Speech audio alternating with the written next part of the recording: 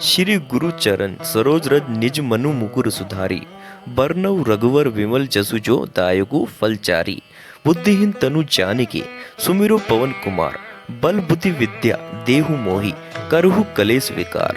महाबली हनुमान जी की शक्तियां तो सब जानते हैं, चाहे वो लंका जाकर माता सीता का पता लगाना हो, चाहे संजीवनी बूटी के लिए पूरा पर्वत क्यों ना उठाकर लाना हो, हनुमान जी के लिए कुछ भी असंभव नहीं था। या यूं कहें कि हनुमान जी की डिक्शनरी में असंभव नाम का कोई शब्द ही नहीं था। जैसा कि हम सब जानते हैं कि हम सबके प्रिय और पूज्य हनुमान जी बाल ब्रह्मचारी थे और हनुमान जी ने आजीवन ब्रह्मचर्य का पालन किया है। फिर भी वीर मकरध्वज को हनुमान जी का पुत्र कहा जाता है। भला कैसे एक बाल ब्रह्मचारी होने के बाद भी पवन पुत्र हनुमान जी पिता बन गए और उनका ब्रह्मचर्य भी नहीं टूटा? आखिर कौन था मकरध्वज और क्या है यह प्रसंग, आइए जानते हैं। नमस्कार दोस्तों, मेरा नाम है विकास और मैं स्वागत करता हूँ आपका अपने इस यूट्यूब चैनल पर। चलिए दोस्तों, बिना किसी देरी के करते हैं ज्ञान की बात। ये कथा तब की है जब माता सीता को लंका से वापस लाने तथा रावण को समाप्त करने हेतु श्री राम और रावण की सेना में घमासान युद्ध चल रहा था। इस युद्ध में युद्ध के पूर्व के समान ही युद्ध के मध्य में भी ऐसी रोचक घटनाएं हुई जिनकी चर्चा आम कथाओं और प्रस्तुतियों में कम ही देखने को मिलती है। हम इस चैनल के माध्यम से ऐसी ही तमाम प्रसंग और रहस्यमय कथाओं को आपके समक्ष प्रस्तुत करने का प्रयास करते हैं। दोस्तों, वाल्मीकि रामायण के अनुसार महाबली हनुमान से जुड़ा एक ऐसा भी प्रसंग है जब भगवान राम और लक्ष्मण संकट में पड़ गए और हनुमान जी ने उन्हें उस संकट से भी उबार लिया। लंका में युद्ध के दौरान रावण की सेना के सभी वीर एक के बाद एक आते और श्री राम और उनकी सेना को परास्त करने का प्रयत्न करते, परंतु जैसा कि हम जानते हैं कि श्री राम और उनकी सेना ने रावण के सभी भाई बंधुओं व सेना को एक के बाद एक करके धूल चढ़ा दी थी। और अगर श्री राम प्रभु की सेना पर कोई संकट आ भी जाता तो उसका निवारण संकट मोचन हनुमान कर देते थे। यह प्रसंग तब का है जब राम रावण युद्ध के समय रावण के भाई अहि रावण ने श्री राम तथा लक्ष्मण जी को छल से बंदी बना लिया और बंधक बनाकर पाताल लोक ले गया। तब हनुमान जी अपने आराध्य श्री राम को छुड़ाने के लिए पाताल लोक जा पहुंचे, जहां उनका सामना मकरध्वज से हुआ, जिसे अहि रावण ने पाताल लोक का प्रहरी नियुक्त कर रखा था। हनुमान जी के वहां जाने पर मकरध्वज ने उनको वहां रोक दिया। इस पर हनुमान जी और मकरध्वज के बीच घमासान युद्ध हुआ और अंत में हनुमान जी विजयी हुए। हनुमान जी मकरध्वज की इस विचित्र काया को देखकर अत्यंत आश्चर्यचकित थे, क्योंकि उनमें एक वानर और एक मछली का रूप मिश्रित था। युद्ध समाप्ति के बाद जब हनुमान जी ने मकरध्वज से उनका परिचय पूछा तो उसने स्वयं को हनुमान पुत्र बताया। हनुमान जी यह सुनकर घोर आश्चर्य में पड़ गए।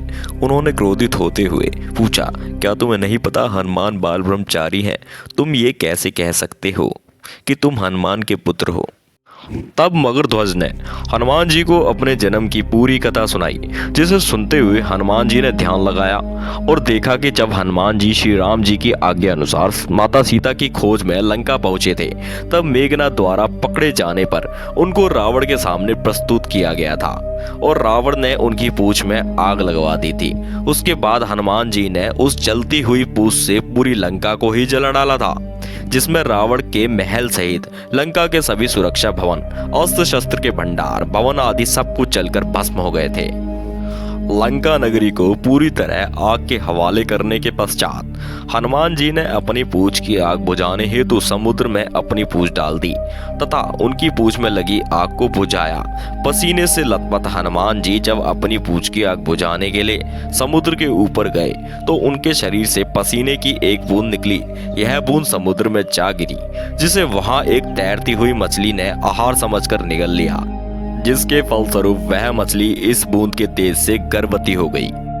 एक दिन वह मछली तैरती हुई पाताल लोक जा पहुंची, जहां अहि रावण के सैनिकों ने उसे अपना आहार बनाने हेतु पकड़ लिया, परंतु उसके पेट को जब उन्होंने चीरा तो उसमें से एक शिशु निकला, जिसका आधा तन वानर का आधा तन मछली का था। मछली के पेट से निकलने के कारण उसका नाम मकरध्वज रखा गया और बाद में उसकी शक्तियों को देखते हुए उसको पाताल नगरी का प्रहरी बना दिया गया।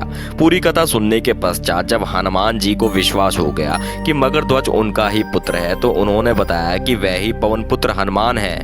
यह सुनकर मकरध्वज नतमस्तक होकर हनुमान जी के चरणों में जाकर गिर गया और क्षमा याचना करने लगा। हनुमान जी ने मकरध्वज को गले से लगाया तथा उसको आशीर्वाद दिया और उसके पश्चात हनुमान जी ने पाताल में प्रवेश किया और अहिरावण का वध कर प्रभु श्री राम और लक्ष्मण जी को उसके बंधन से मुक्ति दिलाई। जब श्री राम हनुमान जी के साथ पाताल लोक से पृथ्वी पर जाने के लिए पाताल लोक द्वार पर पहुंचे तो मगरध्वज को देखकर हनुमान जी से उसका परिचय पूछा। तब हनुमान जी ने मगरध्वज और उससे जुड़ी पूरी कथा प्रभु श्री राम को सुनाई, जिसे सुनकर श्री राम मगरध्वज की शक्तियों और उसके समर्पण को देखकर प्रभावित हुए। परिणाम स्वरूप उन्होंने मगरध्वज को पाताल लोक का राजा घोषित कर दिया और उसके बाद वहां से लक्ष्मण और हनुमान जी के साथ लंका की ओर चल दिए। तो दोस्तों, यह थी हनुमान जी के पुत्र मकरध्वज की कथा। अगर आपको वीडियो अच्छा लगा हो तो वीडियो को एक लाइक जरूर करिएगा और इसी के साथ हम आपसे यहाँ पर विदा लेते हैं।